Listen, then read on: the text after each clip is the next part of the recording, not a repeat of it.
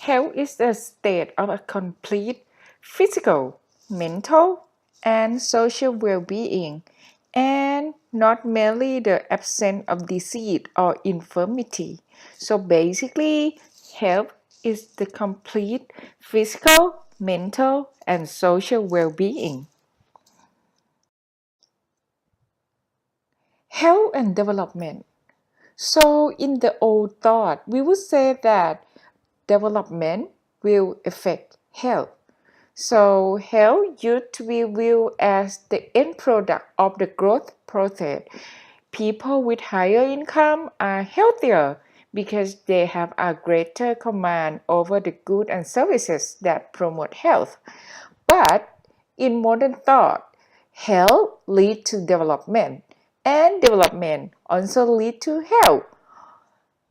The health enhance economic growth, supplement, and to a degree of the justification of spending on health. Justification that were based on humanitarian and equity argument. So, a healthy population is an engine for economic growth. So this graph will show you more on the social determinant of health. You should go and study very carefully on this matter about the social determinant of health. Next, the health situation in Thailand. So the health situation in Thailand, we should be concerned on the physical health. Do you know what is the cause of death in Thai population? First, NCD. What is NCD again? Non-communicable disease, infectious disease, and injuries.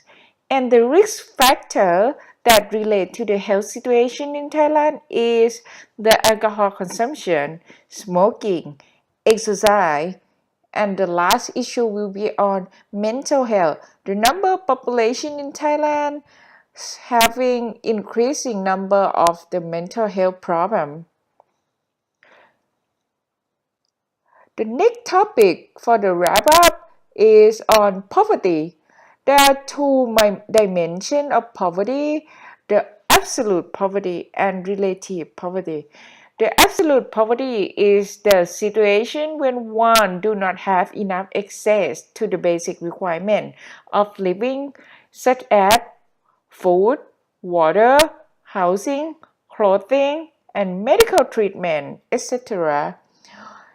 Next, relative poverty is a situation when one are excluded or unequally included from being able to take part in what are considered that normal acceptable standard of living in a society.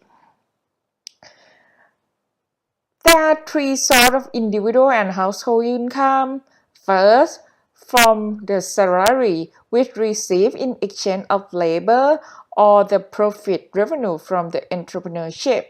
Second, from the property. For example, rent, interest revenue, dividend, and profit.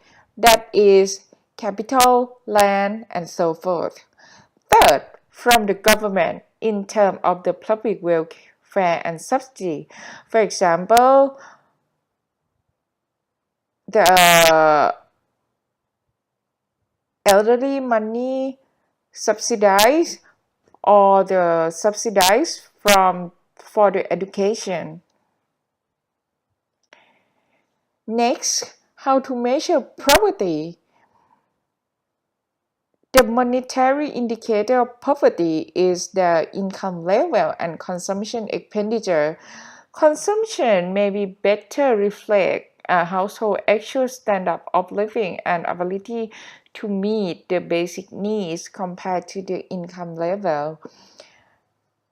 Next, the non-monetary indicator of the poverty are the health and nutrition poverty, the education poverty, and composite index of health. The next keyword is the poverty line, which is the cut-off point separating the poor from the non-poor.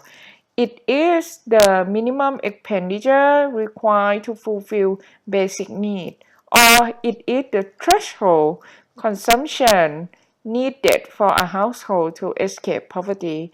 It can be monetary, for example, a certain level of consumption or income level, or non-monetary, for instance, a certain level of literacy, or it can be the absolute or relative poverty line. Next, the income distribution and equality and next, education and development. Education creates choice and opportunity for people. It reduces the twin burden of poverty and disease. It gives a stronger voice in society, and it gives the dynamic workforce.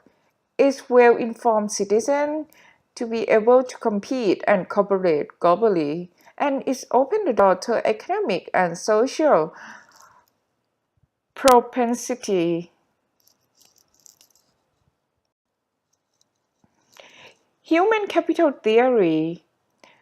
The human capital theory is the knowledge, skill, ability that can be increased through education, training, and experience to produce an income. And this can be shown through the graph of the baker. As you can see in the graph, on the horizontal is the age, and the vertical is the earning.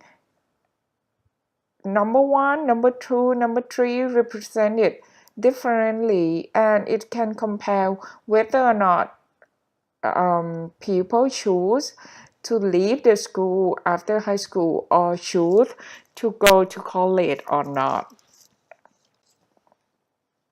Next is the topic on the PPP, or the private sector and the role in development. The need of PPP is because the limitation of government capacity in terms of management, working process, financial problem, law and regulation.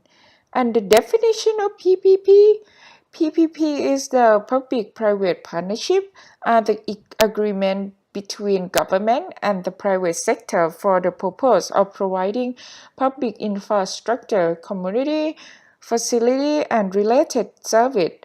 The private sector enter into a contract with government for the design, delivery, and operation of the facility or infrastructure and the service provided.